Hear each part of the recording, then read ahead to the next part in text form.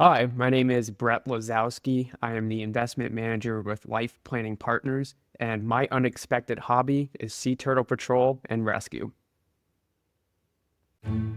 Welcome to Unexpected Hobbies of Financial Advisors, the podcast where we interview fellow financial advisors about their pursuits and pastimes beyond their professional persona, some of which may be surprising to their colleagues and clients.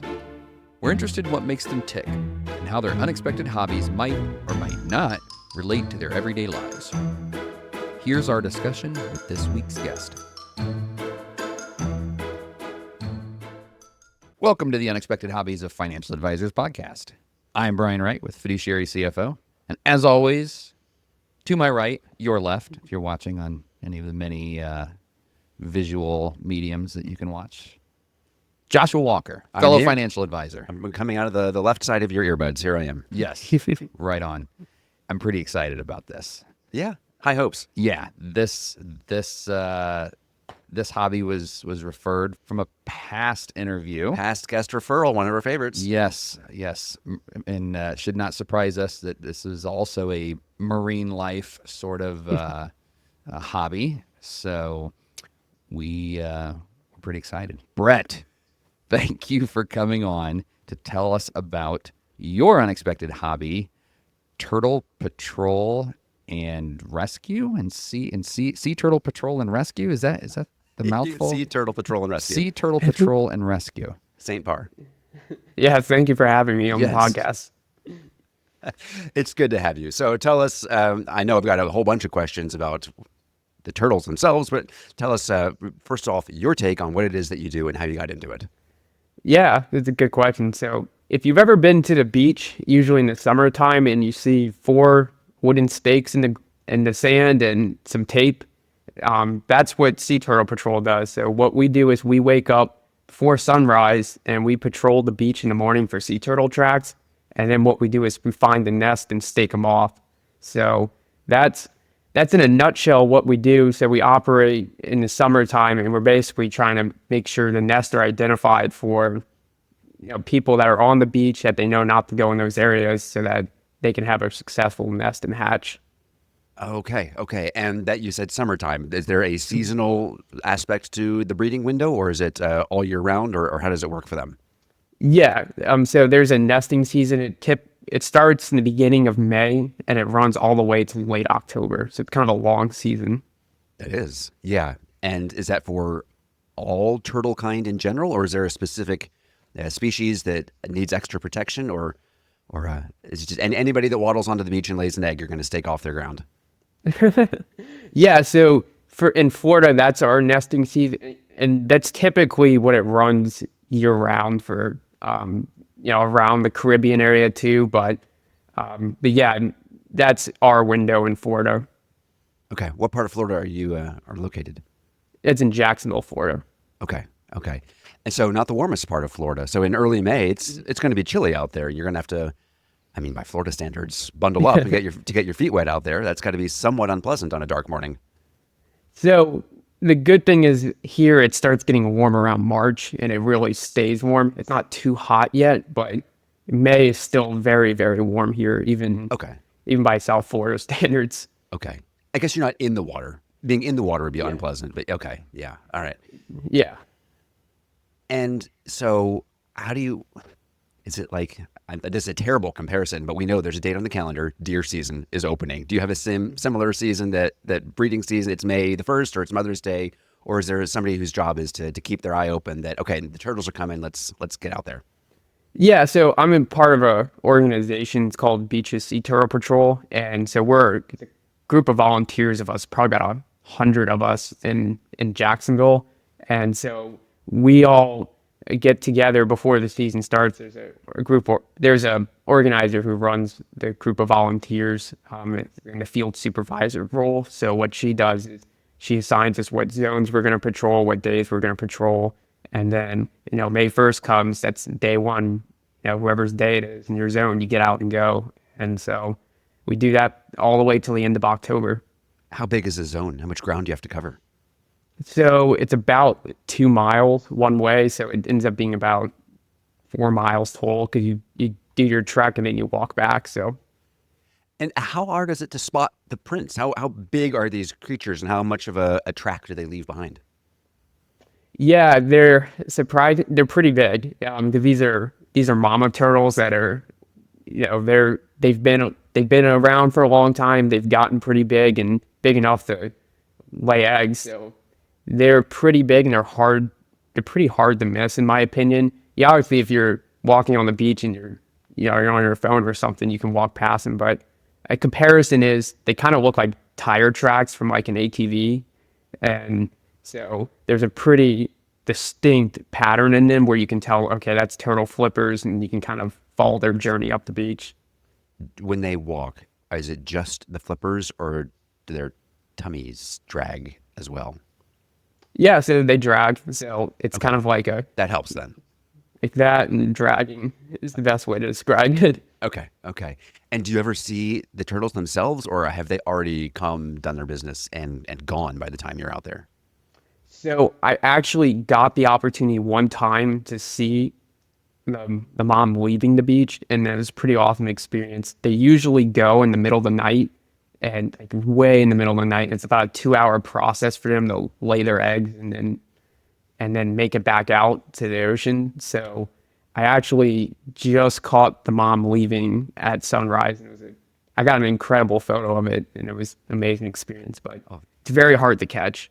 Sure, sure. And there's a digging and covering process as well, right? How deep are the eggs? Because if they were obvious, you wouldn't have to stake them off, because hopefully everybody would know to avoid them. So how deep down are they? How much digging do they have to do?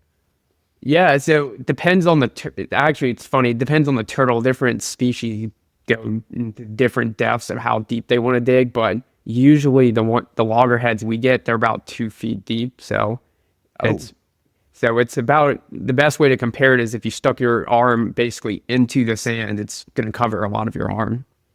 And they do that with their flippers. The sand is Yeah. abrasive stuff. That's got to be rough. That's rough work. Yeah, it's not a easy process for them. It's why it takes 2 hours. They'll spend about 45 minutes to an hour just carving up sand, just digging up every speck of sand they can to get the eggs in as deep as possible to protect them. So they say on average they move about 100 pounds of sand in an hour. Okay. But they're not so deep that they're already just protected anyway from the sheer depth of the human activity up above. Right. They're kind of in a sweet spot where if they were too deep, they wouldn't be able to get out. But Oh, right. they're Right, not these deep babies enough. have to get out. Yeah, that's the other component. Yeah, so they're not too deep to where they can't get out, but they're deep enough to kind of protect them from that predation, if you say. Sure, sure. And who are the predators? The turtles do this to protect themselves, originally not from humans. Is it? I was initially going to say coyotes. Are coyotes even an option down there? Owls? What's the problem? Snakes? Who's going to eat these things? So coyotes, foxes will go and dig in the nest. They're very good about knowing where they are for whatever instinct they have. Believe it or not, crabs are one of the worst. They'll actually, because crabs will build their own tunnels and burrow into the sand, and they love turtle eggs, unfortunately. Well, who doesn't? And so once you stake off the ground, how long will those eggs I'm not sure if gestate is the right word. How long will they brew before how long does those stakes have to protect the plot? Yeah, so it's around a 2-month window. It runs they're all different, but it's about 55 to 65 days is the sweet spot. A few run longer, a few are shorter, but that's usually the window. Is that a species variation, or just eggs going to do their own thing? And what causes the difference? Yeah, it's just every nest is different. There's not really difference on species. They all run about the same window, or at least the ones we get in Florida.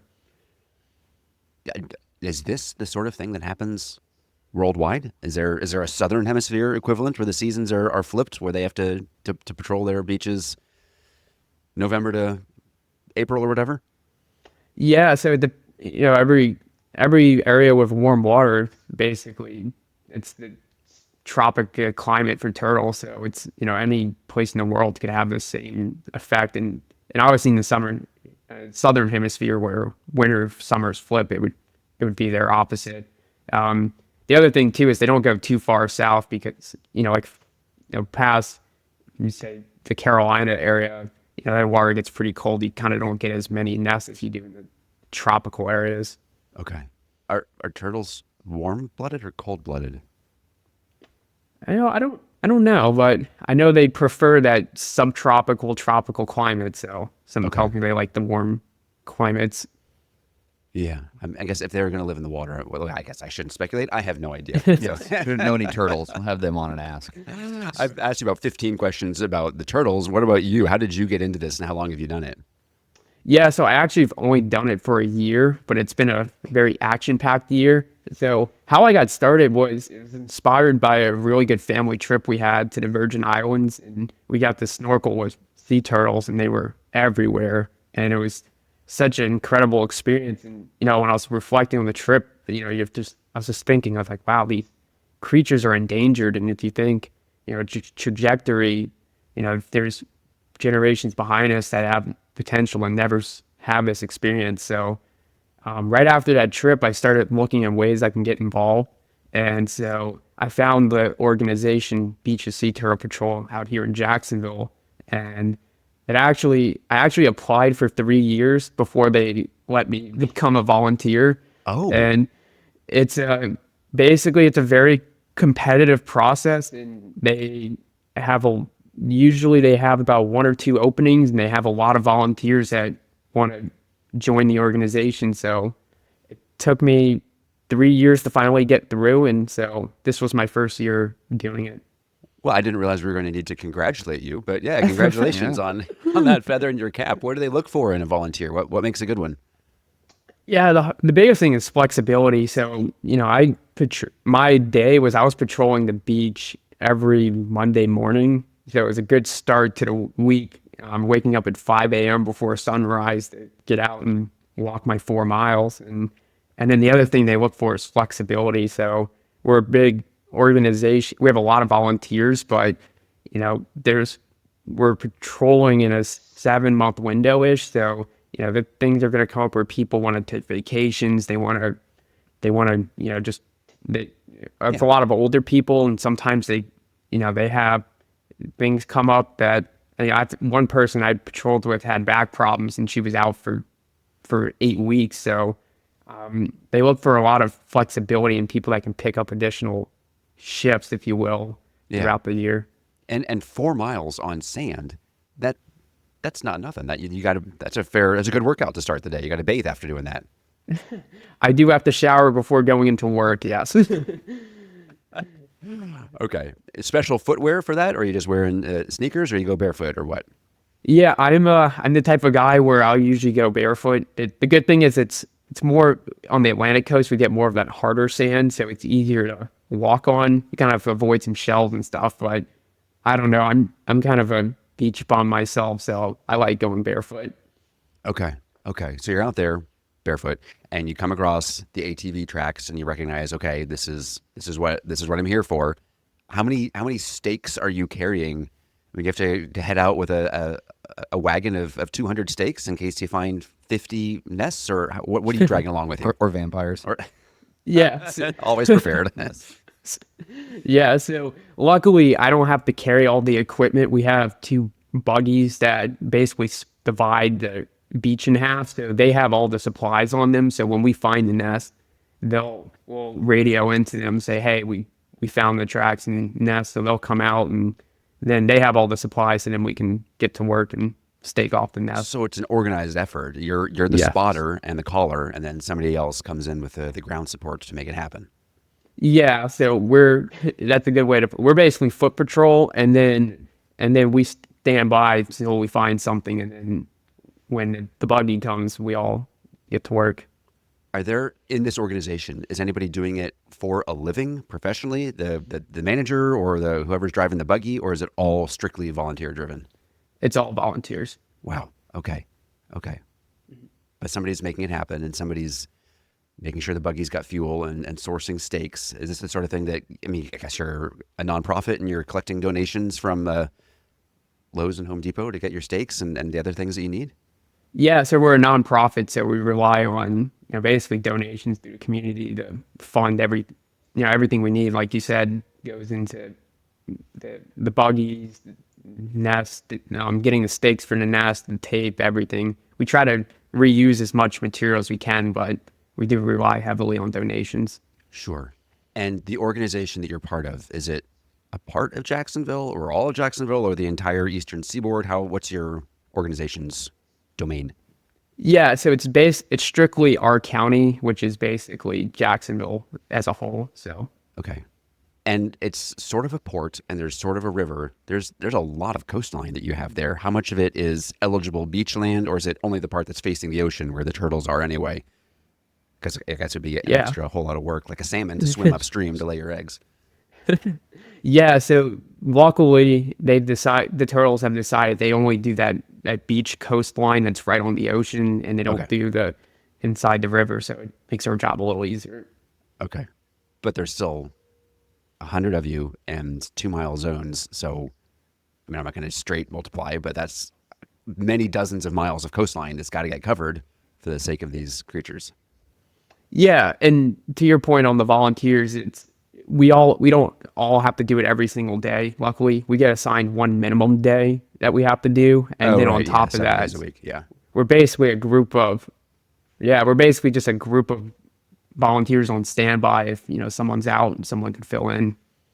Okay. How large is the crew? How many people are out there in the morning? And you say before the sun comes up. Because is this something you're doing at 4 a.m. and you're done by 6 a.m. or is this like a 4 a.m. until noon? Yeah, so we have to time it we can't be out too early, because if you're out too early, you can't see anything. Kind of getting right where you're getting to where the sun's not quite above the horizon yet. So we're on the summer months where the sun rises really early. We're out there at about 5 a.m. and good thing is we're done around 7. So, Okay. but as you get later in the year and the sun's coming up later, our start time has to adjust based off that. How significant are the tides in your part of the country? And does it have an impact on where on the beach the turtles go? Yeah, the tides play a pretty big factor, not only in where the turtles end up, like what part of the beach they're going to end up on. It actually plays a part in the nest actually basically having a successful hatch rate.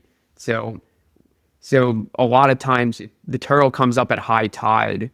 That means there's a shorter amount of beach that's basically available. So it's not uncommon to see turtles on high tide go lay a nest that's deep in the sand dunes. On lower tide, that basically means there's a longer beach. So what happens is they might actually lay a nest closer to the shore, or they could still make the long trek all the way to the dune. It just adds to their journey. Tides play a really big factor in the nest, because if the turtle lays the nest that's basically, you might not look like it's too close to the ocean, but the tides vary. So if it's too close to the ocean and we get the next week, we get a really bad high tide schedule. They call it a king tide, and the water starts coming over the nest. That actually causes a lot of eggs not to hatch. So it plays a really big factor in the whole process. And then if the nest gets created at high tide and the critters hatch when it's at low tide, you could be 100 yards from. That's a long way to go. Are they the babies vulnerable during that part? Yeah, they're very vulnerable. It just adds to their journey and makes it even harder. They come out at night, so a lot of times they're avoiding the birds, but there's still other predators out there, crabs and other things that will try to pick them off. And the longer that journey is for them to make it to the ocean, that kind of lowers their survival rate. And does your organization play a part in protecting them at that stage too? Or is it strictly, we're going to let the nest survive, but then the rest is on you guys? Yeah, that's, unfortunately, that's the part we can't play affecting, because we don't know when they're going to come up. It's basically, We know they come up typically in a 55 to 65 day window from when they're laid in the ground, but you never know what day they're going to just all decide they're going to come up and make their trek. So we don't monitor the nest overnight. We basically can see the tracks in the morning, like, wow, that's all the hatchlings made it out to sea, because we see all their little small tracks. Okay. Okay. How many eggs are typically in a nest? Is it a Yeah. clutch? I'm thinking clutch. Is that Clutch. the right word? Clutch, Okay, yes. vocabulary. You got it. Yeah, so it really varies, but I mean, I've seen them as high as 180 eggs in a clutch, and they say the typical falls in the 120 to 150. Some of them less, some of them a lot more, From one mother. from one mom. Wow. So she's been working on creating those internally, and then she drags herself up and relieves herself of 120 or even 180 eggs. That's what percentage of her body mass is that? And how is that an every year thing, or does she take more than a year to recover from that? So on the body, I don't know what percentage would be, but I mean, these are like 200-pound turtles sometimes that are making it up. So they're more than capable of carrying the weight. There's actually an interesting study that we actually partnered with the University of Georgia, and there's a professor up there that does a pretty interesting study. What he found is there's oftentimes there could be one mama turtle could be laying multiple nests in the same region during the same nesting season. So as part of the study, he found that one turtle actually laid 7 nests during that 7-month window. Oh my. Yeah. Okay. Okay. Wow. All right. And is there statistics on survival rate of the nests? I mean, I'm thinking about a Drake equation. There's a lot of things that can go wrong. One mother is going to have how many viable offspring in a cycle? Or is that not known? Yes. So this is the unfortunate part of biology. When an animal lays a lot of offspring, usually means the survival rate's low There's a to reason, make it to yeah. adulthood. Yeah. So usually we say if 1 or 2 make it to adulthood from the whole clutch, that's a successful nest. That's replacement rate. Okay. Yeah. All right. And then extending the life cycle further, a critter that's come out of the nest, makes it to the water, survives. How many years need to go by before she's returning as a mom? So it depends on the species, but some of them it's about 25 before they'll get to the point where they're ready to start reproducing and creating offspring. And what's the lifespan? Yeah, so they live a long time. It could be in the wild, it could be 70, 100 years. Obviously, if no predation or anything happens, but they live a very long time. Okay. Okay. Turtle, sea turtle, tortoise, terrapin. Help me understand the difference between all of these creatures that when I was a 3-year-old looking at an animal book, they all sort of look the same. But I know they're not, but I don't know how they're not. So educate me. Yeah, it's basically where they live. Land and freshwater versus out to sea is the huge difference. I think the sea turtles, I mean, at least the ones I've seen in the wild, to get a lot bigger than land turtles. I know the land turtles, most of the species tend to be a little smaller, but I've just seen them from being offshore, from fishing and other things, 300, 400-pound sea turtles. So they get a little bigger, in their environment of where they live, I think, is a little different. Okay. So it sounds so far in the interview that you have discussed the turtle patrol piece of it. Where does the rescue come in?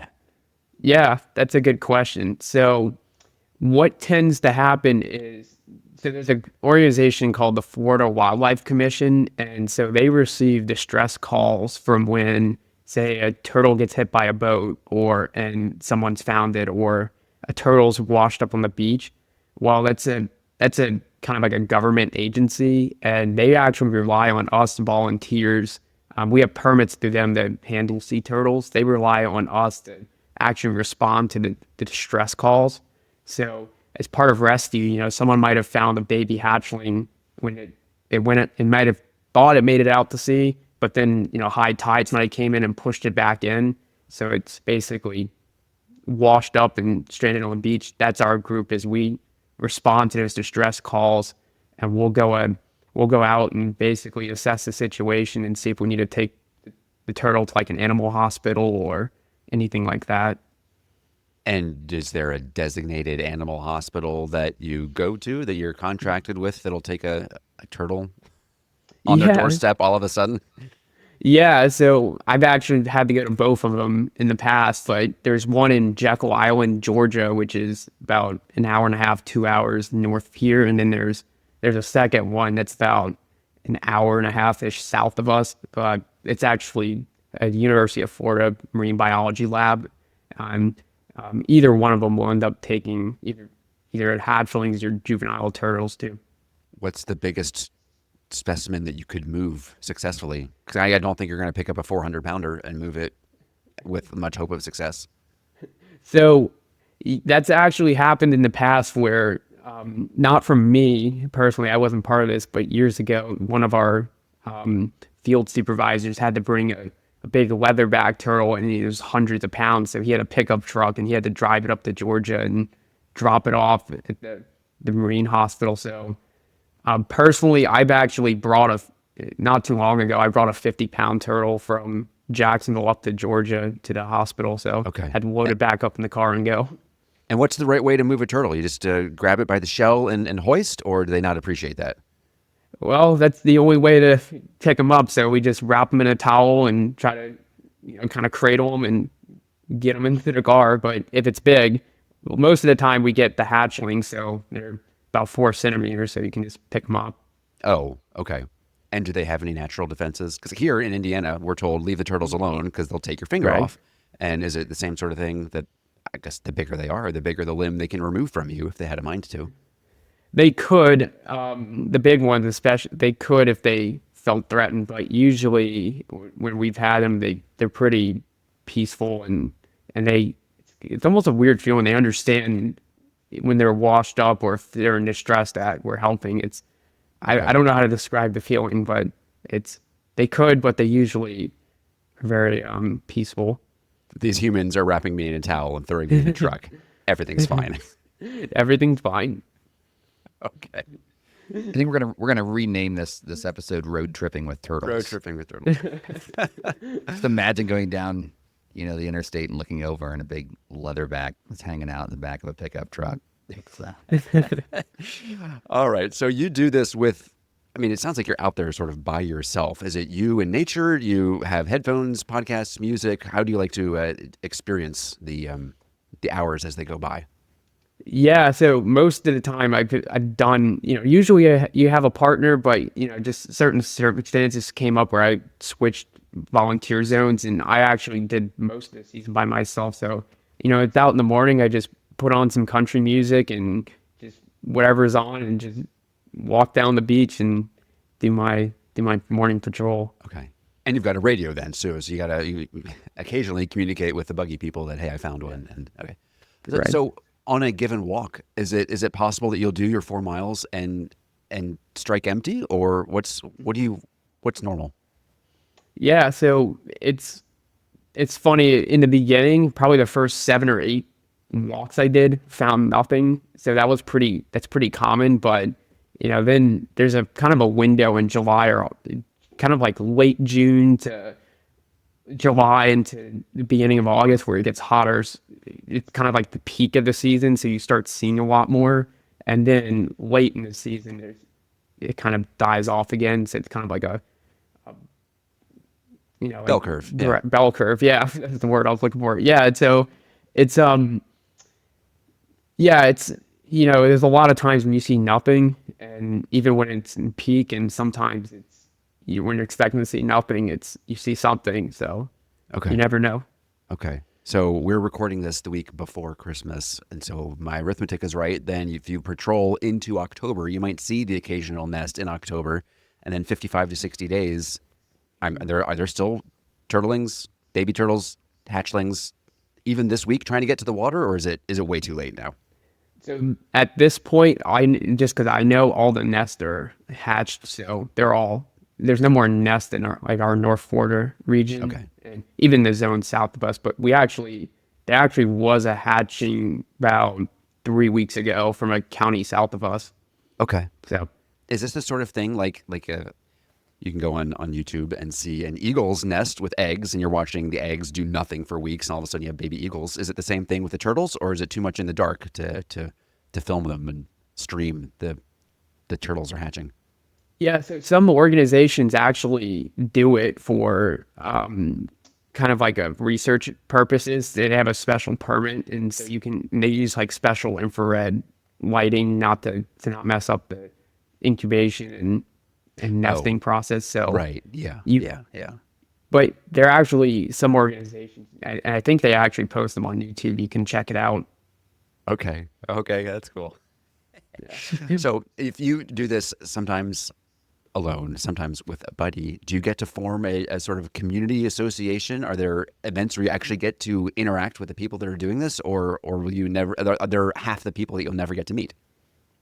Yeah, so in my 1 year, I've probably met about, say, 30 to 35% of the organization. Okay. But we do have outings together where, at the end of the year, we all have a big party, celebrate our success. But and there's certain events throughout the year where we might be at one of our members got recognized for an award at a beach's, there's a beach city council meeting, so a lot of us went to that. So there's events throughout the year where we can all meet up. Okay. Good. Cool. And what's the training and onboarding process like that you had to go through to become a volunteer? Yeah, so there's an education process up front that the Florida Wildlife Commission has that we have to basically go through, and then we do field training with our field supervisors. So they walk us through, everything we should expect on the patrol, and then there's also workshops that the Florida Wildlife Commission puts on for volunteers that we attend. So we get a lot of training up front before we're ready to go. Okay. And you went through 3 years of application to get into this. And how did, there's always a gap between expectation and reality. So what's your assessment of your first year, and has it measured up to that trip to the Virgin Islands that you longed for? Yeah, I don't think anything can compare to being right there and swimming with them, but it actually, I would say it's pretty dang impressive what I was able to do with the amount of hatchlings I've been able to see just make it out to the ocean, seeing the mama turtle make it back, just being part of the rescue, being able to pick up turtles and bring them to the hospital and save them. It's actually, I don't know what I was expecting when I joined this, but I think it's exceeded my expectations. Okay. And now, having even done it a year, is it the sort of thing you see yourself doing indefinitely and working your way up into a supervisor and beyond? Yes, definitely. I'm trying to stay involved in this basically as long as I can. Okay. Cool. Good. A lot of the guests that we have on find themselves part of a community, and then there sometimes ends up being two-way traffic. You get people that in your day job involved in patrol, and then you meet people and they discover you're a financial advisor and they end up interested in your day job as an advisor. Has there been any of that, or is that, I guess it's only been a year. Is it too soon for there to be any overlapping like that? No, I've made some good friends in the community doing this. There hasn't been any overlap yet in terms of partners becoming clients, but I actually have had clients that have just retired and they've found out that I do turtle patrol, and I've showed them photos and they're like, I just retired. I really want to do that. And so I think that's been interesting to see. Some of our clients might become patrol members. The way you described the work did seem like it would skew towards the early retiree demographic. Is that correct in what I'm thinking? Because you're not that. I am not that. Yes. So I, unfortunately, I have to work a little longer, but soon. Yeah, it's funny. I say I'm probably the youngest person in Sea Turtle Patrol, and from what I've met, I'm the youngest person, but it skews heavily to that 60s, the 70s range. Are there people that have been doing it 30, 40 years? How long has it been around? It's been around for almost 50 years, I think now, but at least our group, Chapter. Chapter is a good way to describe it. It's been around since sea turtles were basically listed as endangered, but there's people that have been doing it for 35 plus years in the organization. Okay. So I'm going to take this interview in a different direction, and this question may end up on the cutting room floor. Just going to be completely honest It here, happens. but so young guy, good job.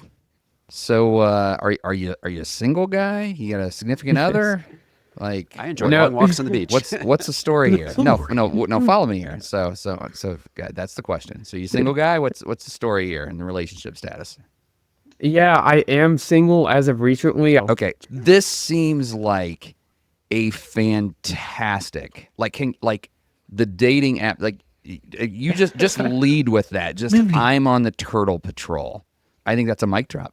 Just like turtle patrol. I think you're right. Yeah. There's a lot of it because you care about nature and you're out and about and active and devoting time to something that you care about. You could do this with a significant other or a parent or a child. We could have staff meetings on the beach. Yeah, but a dating app bio, you gotta have turtle patrol on there. That's a really funny story I have to share, and it's actually where this kind of intertwined was I actually was doing a rescue one time, and I picked up a turtle about 15 minutes from my house, and I had a 50-pound turtle with me. So the turtle was big enough to where we didn't know where we were going to transport it to, which hospital. So the Florida Wildlife Commission agent I was working with said, hey, just hang tight with the turtle while I figure out what hospital can take this turtle because it had been hit by a boat. And so I go to my house, and my next door neighbor sees me outside with a 50-pound turtle in my hand, and I'm walking in my house. So his girlfriend runs out of the house and sees it and goes like, "Oh my God!" And she's like taking videos and filming me. And so after she sends me all the videos, she goes, "You know what you should do? You should put this on a dating profile and make it your like front or second photo." I said, "Everyone would swipe on you." And I was like, that is so funny. You just said that because that happened about 3 or 4 weeks ago. I'm telling you, you're onto something here. You won't be single long. That's all I'm saying. God. We're dealing with facts here. No, it's a very laudable hobby. So yes, congrats. All right. So what back on track here, what lessons have you, or do you think you might be likely to learn that you've learned from just a season of doing this that might be applicable to your day job, if any, if it's not too soon?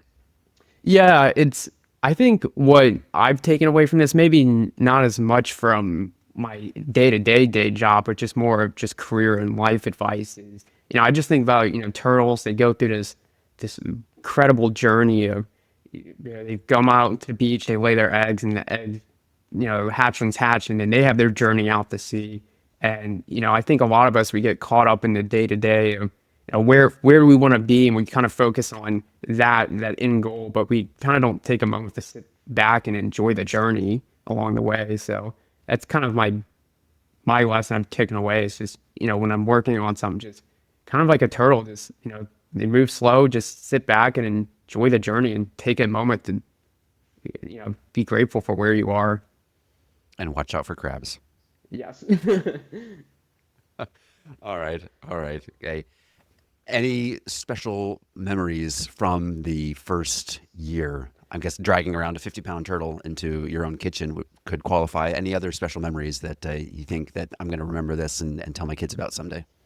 Yeah. Grabbing the turtle, the 50-pound turtle, and having it in my living room while I was calling work and saying, "Hey, surprise, I got a 50-pound turtle. Can I dip out work early and go to the hospital with him?" But luckily I work with a great team, and they were understanding. They said, "Oh, it's 3:00 on a Friday. Go make sure he's okay." So the other one is one time I found a hatchling.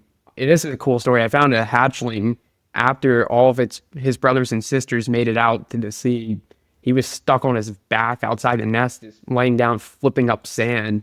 Yeah. And so, I found him before sunrise, and there was people on the beach. So I was shocked that, a dog or a fox or a crab or no one got him. And he was just probably there for hours. So I got to, make sure he got rescued. And one of the trainers actually took him in and held him overnight because he wasn't strong enough to make it back into the ocean. So I actually got to go see him the next day get released into the ocean, and it was a pretty cool experience to see.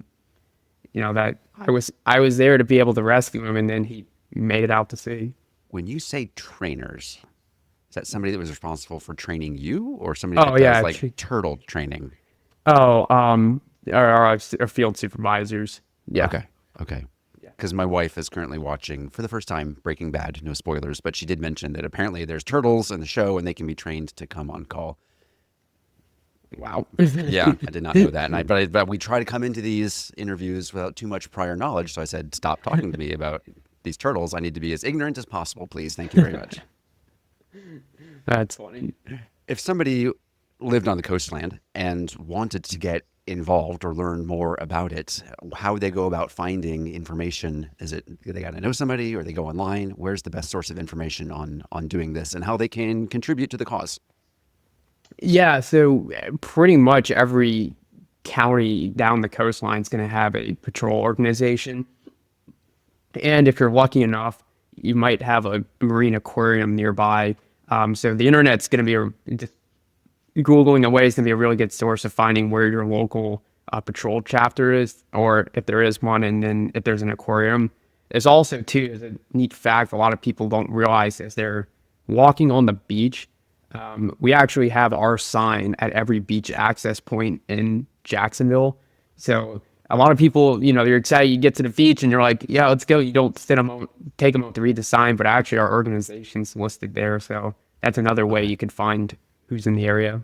So when you find a nest and you mark it, and then weeks later you're on another patrol, you see, little turtle hatchling footprints or flipper prints going out to sea. Is that kind of your sign that you can pull the stakes and now that one's done, or is there kind of like, well, we need to keep this out here a few more days for any of the slow ones that they're still in there trying to get out? Yeah, that's a good question. So what tends to happen is the best way to describe a turtle hatching is it's like if you boil water, if like you're boiling rice and it boils over, it's basically all the turtles come out at once like that. But what happens Well, that's is disturbing. yeah, maybe not use a boil analogy, but yeah, so they all leave the nest basically in like a big group at once. But what tends to happen is if you have 150 eggs, there's probably some stuff under the eggs that can't get out. And so what we do is actually on the third day from when there was tracks. So like you said, we saw tracks from the babies day one. We go on day 3 and we actually dig up the nest, and we take out the stakes and we can basically count how many eggs were in there. And then oftentimes what we find is turtles little hatchlings that were stuck under eggs that couldn't make it out. And then we go and release them. So Okay. Yeah. So I have a dog. He's extremely food fixated, and he knows every place he's ever found food. And if he ever caught on that if I see 4 steaks in the beach, that means food. Are there predators that have learned to recognize, oh, the turtle patrol has kindly shown me where to go? Is that ever a problem? Or am I giving animals too much credit? Is my dog special? yeah, so I don't know how they find them, but I have dogs and foxes and that kind of animals, they're just smart and they know where they are. I think even without the stakes. So we put these like screens down to try to prevent them. The screens are staked in and they're wide enough to where the hatchling can make it through all the wire, but we try to stop the foxes and coyotes, but they're still good at ripping those up too. So When you find a nest, you've got a radio, but you got miles of beach. Are you using GPS or how does the buggy find you? yeah, so luckily Google Earth helps us a lot because we can basically drop a pin right on our coordinates, and that helps. And the other thing is we use cross streets, so it might say, hey, we're at between 39th and 40th Avenue North, and they'll know, okay, if I drive far enough that way, I'll see someone in the blue shirt, and they'll point me. Okay. Also, there's a uniform. You have a uniform out there? Yeah, we do. So we have these bright blue Sea Turtle Patrol shirts, and so we're pretty recognizable on the beach. Huh. Yeah. Okay. And is that the universal standard for sea turtle patrol, or is that just your chapter? Just our group. Okay. I mean, other organizations have different colors, but Okay. the message is always the same on the same shirt. So people don't. It doesn't. The big thing is it doesn't look like people in street clothes are out digging up sea turtle nests, because that would be pretty That's bad. bad. Yeah. Fish and Get a- Wildlife will find you, right? Might get a few complaints. So you've mentioned that this is all up and down the East Coast. Is this a West Coast of Florida as well, and all over to Texas, California? How broad is this opportunity? Yeah, so in the Gulf of Mexico, that they'll have nests as well. So I'm just on the east coast of Florida, and that's where I operate. But I mean, it's basically anywhere where there's a sandy beach, there, and especially on the Gulf side, there's plenty Sand. of opportunities. Okay. Yeah, same. Okay. All right. All right. Well, we've asked about how people can find out more about your hobby, and where if somebody was interested in your day job, how do people find out more about Brett the worker bee? Yeah, so I'm on LinkedIn, just Brett Lozowski, and then we have our team website, our group, company website, Life Planning Partners. Life Planning Partners. All right. You mentioned that you had a terrific photo of the mother making it back to the surf. If there's any photos you can share with us, we'd be delighted to have them and put them in the episode, because anything other than the three of us would be an improvement. So, Of course, anything. Yeah, I can turtles that I've held, hatchlings, making out to sea. The crazy thing is, in 1 year, I think I can make a movie with the amount of content I have. So happy to share. excellent. Excellent. Well, we appreciate you being here. I've learned a Of lot, course. and I feel like my questions have gotten a lot of good answers, and so I'm grateful for that opportunity. Yeah, Brett, this is really interesting. My sister lives at the Space Coast. They're just south Oh, of wow. you. So I know there's a lot of turtle activity and the beaches near them. So So, have you seen the stakes in the? Yeah, Oh, I've okay. seen stakes. Now you And know. yeah, in fact, my daughter was down on, I want to say on spring break, she visited, and there was something going on. They went over at like four in the morning or something, and there was, maybe it was A rocket? No, no, not, well, that's different. There are those things too. No, I'm thinking that it was hatchlings, like they were going over to just kind of see if they could see any hatchlings kind of going out, but maybe not. Maybe Yeah. they were coming to see as the turtles come in. I don't know. I'll have to ask. I should have done that homework before this. Do you see interview. tourists when you're out there doing your patrol? Yeah, tons. Like specifically turtle tourists, not just people come to Florida, but people come to see the turtles. Yeah, there's definitely, especially during the summer, people are pretty crazy. They wake up in the morning and they'll stop me and be like, "Oh, do you know when that nest is gonna hatch? You know when that one's?" And there's people out there with like nice cameras and stuff. So, we're not the hottest spot in Florida to see it, but actually the Space Coast is a really good spot. They actually have a national refuge there, and they get something like 20 or 30,000 nests every season. So that's actually a really cool spot. Are these things still endangered? Mm-hmm. Moving up the scale?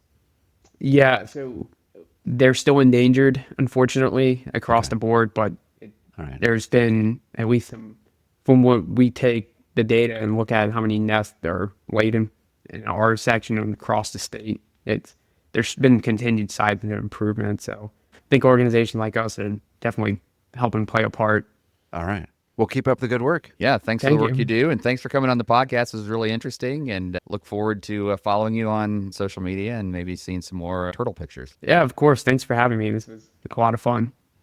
Unexpected Hobbies of Financial Advisors is brought to you by Fiduciary CFO, forward-thinking tax and planning solutions for business owners, like RIA firms and their business owner clientele. The opinions of Brian, Joshua, and their guests are for entertainment purposes and should not be construed as legal, tax, financial, or investment advice. You should know better than to take any of this content seriously. Thanks for being a fan of the show. If you were listening and thought to yourself, hey, I know somebody they need to have on the show, you can do something about that. Go to unexpectedhobbies.com/nominate and tell us who they are and what they do that's so interesting and unexpected. If we agree, we'll send them an invitation and we'll hope they say yes. Now it's unexpectedhobbies.com/nominate.